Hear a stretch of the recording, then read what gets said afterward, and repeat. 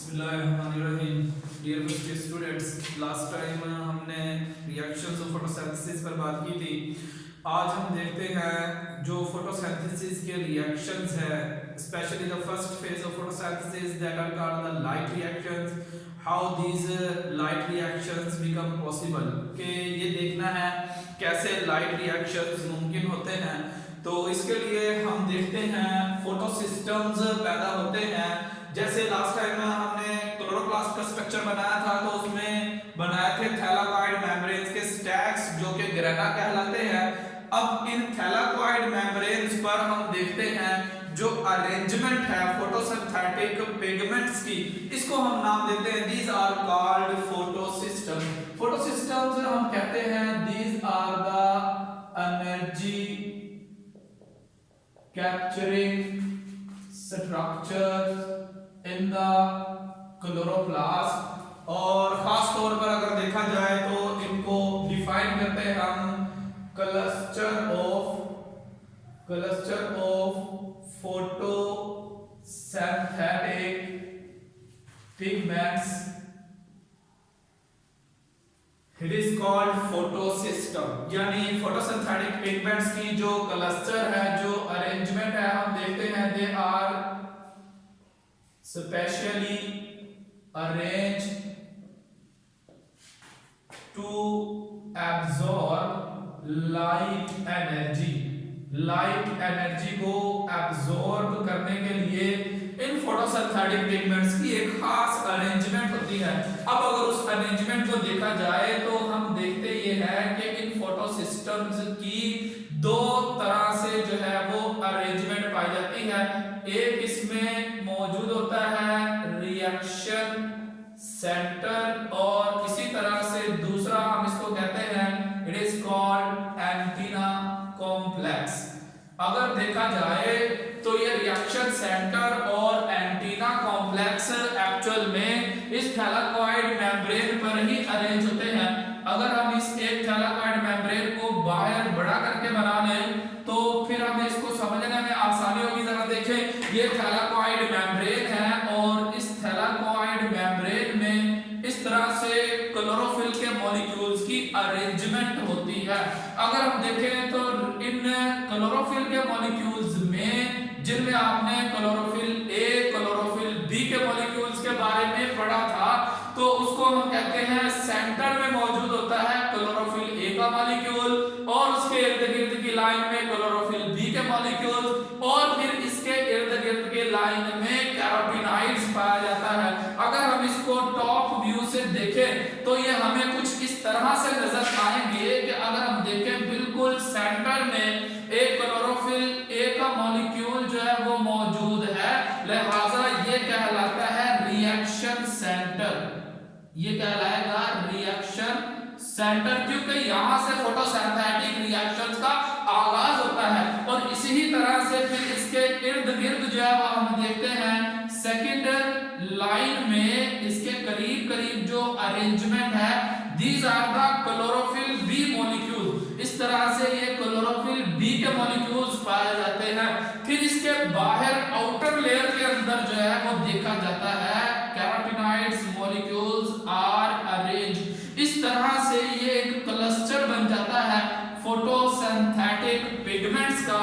तो इस photosynthetic pigments का क्लस्टर की फॉर्म में थैलाकॉइड मेम्ब्रेन्स पर अरेंजमेंट या अरेंज होना कहलाता है फोटोसिस्टम।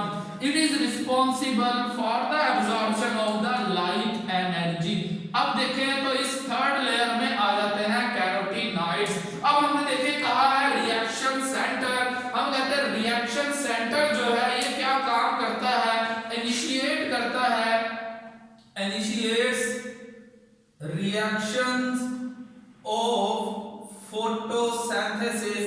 तो इसमें से फोटोसिंथेसिस के रिएक्शन का आगाज होता है। और हम देखते हैं it contains molecules of chlorophyll A, यानी इसके अंदर 1 और 2 chlorophyll A molecules are present. इसीलिए हमने कहा था chlorophyll A is the main photosynthetic pigment. और इसी ही तरह से दूसरी तरफ हमने देखा था कि एंटीना कॉम्प्लेक्स क्या चीज है।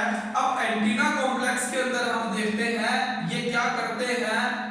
absorb light energy and transfer to chlorophyll a molecule so that it can be used in the reactions of photosynthesis।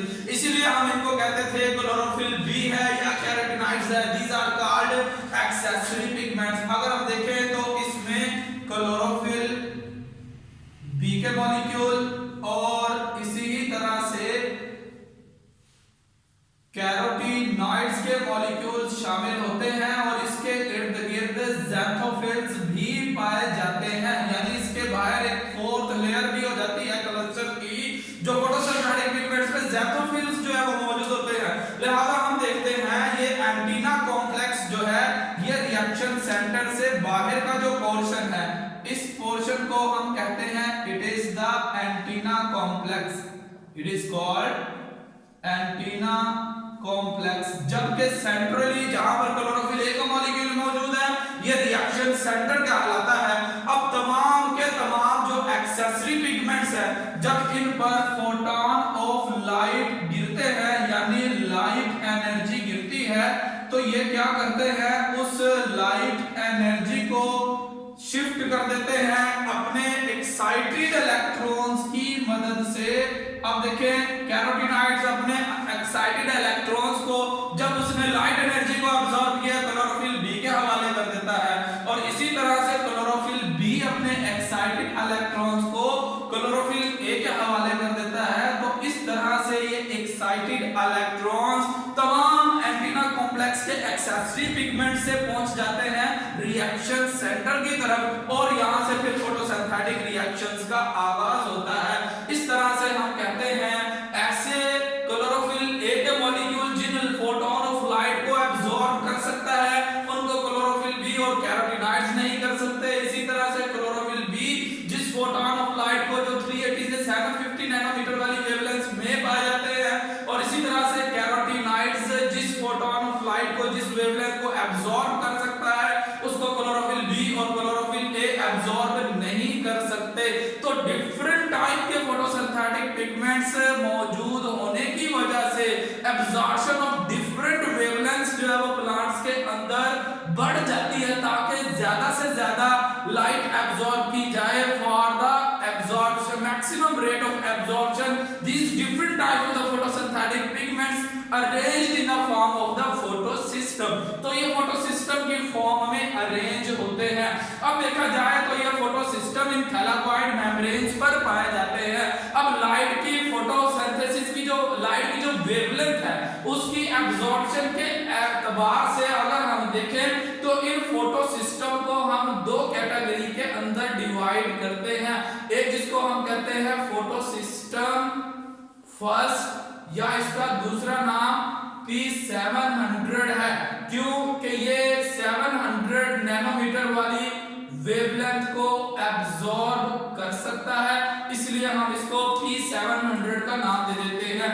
इसी तरह से एक और फोटो सिस्टम है जिसको हम नाम देते हैं it is called photo system second and it absorb the it is called P680 क्योंकि ये 680 नैनोमीटर वाली वेवलेंथ को एब्सॉर्ब कर सकते हैं। तो इस तरह से हम देखते हैं एंटीना कॉम्प्लेक्स हार्वेस्ट करता है excited electrons and the energy of the excited electron by the process of resonance, क्योंकि जैसे जैसे लाइट एनर्जी इन पर गिरती रहती है इनके इलेक्ट्रॉन एक्साइटेड होते रहते हैं और ये एक्साइटेड इलेक्ट्रॉन रिएक्शन सेंटर तक पहुंचते रहते हैं जहां से फोटोसिंथेटिक रिएक्शंस का आगाज होता है। इन दोनों फोटो सिस्टम्स के दरमियान में बहुत सारे प्रोटीन्स हैं जो इसके बाद हम नॉन साइक्लिक फॉस्फोरिलेशन और साइक्लिक फॉस्फोरिलेशन में पढ़ेंगे, जो इन एक्साइटेड इलेक्ट्रॉन्स को यूज करते हैं और फोटोसिंथेसिस के जो प्रोडक्ट्स थे जिनको लाइट रिएक्शन में हमने कहा था एटीपी और एनएडीपीएच उसको पैदा करते हैं जिसको बाद में इस्तेमाल किया जाएगा डार्क रिएक्शन